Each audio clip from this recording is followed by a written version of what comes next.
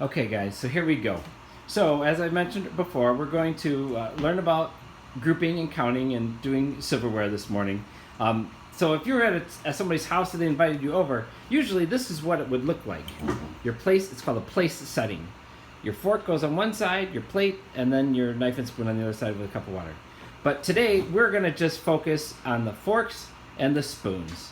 So, I warned you guys, we're going to go look in my drawer and open it up and see what's going on in there as far as forks and spoons. It's messy. Are you ready?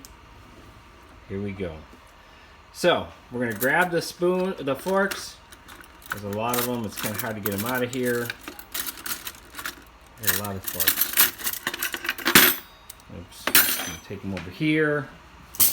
I'm going to move this stuff out of the way. So we're done with that. Come back. Get all these forks, put them in our stack. We're gonna grab all the spoons. Man, I got a lot. I think I can have a lot of company. We're gonna leave that one in there at the bottom. Perfect. So now we got our forks and we got our spoons. I want to turn the camera, but I don't know if I should do that or not. So now we're gonna kind of figure out how many sets could we make? And you might say, well, what's a set? But before we do that, we're going to draw a chart, and then we're going to begin our counting. I got to get my pen. I got to switch hands.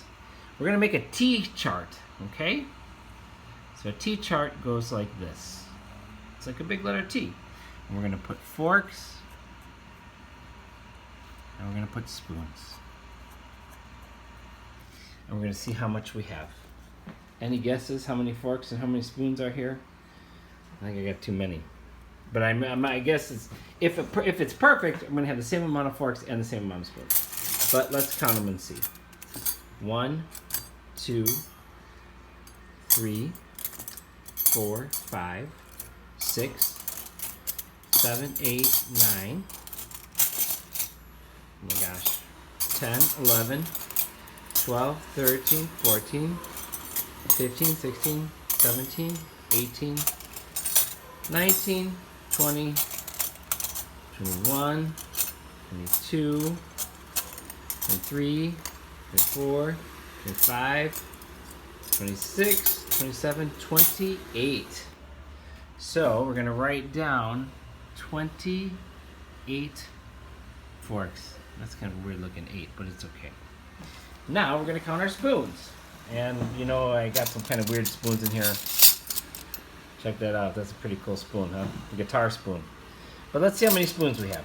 So we have 1, 2, 3, 4, 5, 6, 7, 8, 9, 10, 11, 12, 13, 14, 15, 16. I have 16 spoons. So let's put a 1, 6 here. Now, is there another way? Maybe you can't, numbers are hard and you can't do all that. The other thing you could do is you could do a tally system. So, you put 1 fork and then a 1 dash. And then another fork and then another dash. And another fork and another dash. And another fork, and another dash. So we have 4, and then when you put your 5th fork, you make a line this way. So that's 5. So 1, 2, 3, 4, 5. 1, 2, 3, 4, 5. 1, 2, 3, 4, 5. 1, 2, 3, 4, 5. So we have 5, 10, 15, 20, 25, and there was 28. So 1, 2, 3. So that's 28 altogether. Now for our spoons. We got 16 spoons. So how would we count those if we were going to make tallies for them? We go 1, 2, 3, 4, 5, 6, 7, 8, 9, 10, 11, 12, 13, 14, 15, 16. Perfect. So 28 forks, 16 spoons. Now, let me bring them all back together. If I was going to do a group or a set, then I need to put my forks and spoons together. So let's see how many forks and spoon sets we have. There's 1, 2, 3, 4, 5. I'm running out of room here. 6, 7,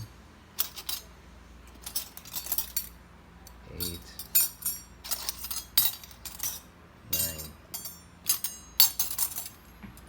10, 11,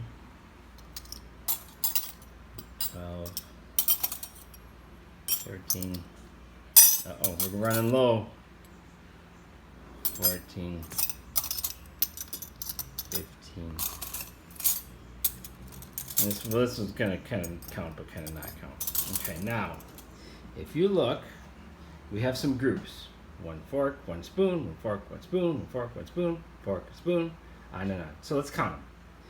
1, 2, 3, 4, 5, 6, 7, 8, 9, 10, 11, 12, 13, 14, 15, 16. We have 16 sets or groups of a fork and a spoon.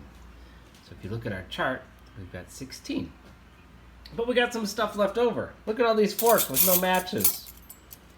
My gosh, if we were going to eat cake, I could have more friends. If we're only going to have ice cream and we need a spoon, I have less friends. Okay, so we have 16 sets because we have 16 with a fork and a spoon, but we got some stuff left over. How much do we have left over? How many extra forks do we have? Well, we could count them or we could do some math. Let's take away 16 because we used 16 forks or 16 spoons over here. So let's see how much we have left. Let's go 28 minus 16. Let's see, 8 minus 6 is 2. 2 minus 1 is 12. And then if we do this one over here in the 16, we have 16 spoons, and we used 16 spoons. Now we have 0 spoons left. So we have 12 extra forks. So we have 16 sets with 12 remaining or left over. So if we were going to have equal amounts of sets or groups, spoons and forks, we would need 12 more spoons. We have 12 forks and 12 spoons, so that's what we have extra. So that's pretty good. So now we know what we've got. So this is important because as a parent, I want to know, why do I have more forks and not enough spoons? Is it under your bed? Did you eat something in the car? Did the dog grab them? All kinds of stuff. We don't know what happened to the extra spoons, but it's important to know. So if I'm going to have a party and I'm going to sit at a table and have everybody at the table, like at a Christmas dinner or a birthday party, and where I need forks and spoons for everybody, I can only have 16 people total there. So it would be me plus 15 friends, or however many. We got to go with the total number of people. So that's pretty cool. So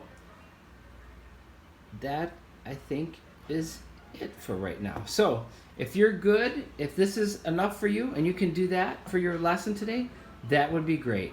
If you could do some more math, you want to do some more stuff, you can play with the amounts of groups and figure it out a little bit more. Figure out how many extra utensils you would need. Think about who you would invite. Maybe make a list of the friends that you would invite to your house. They could always expand this and do some more math with it.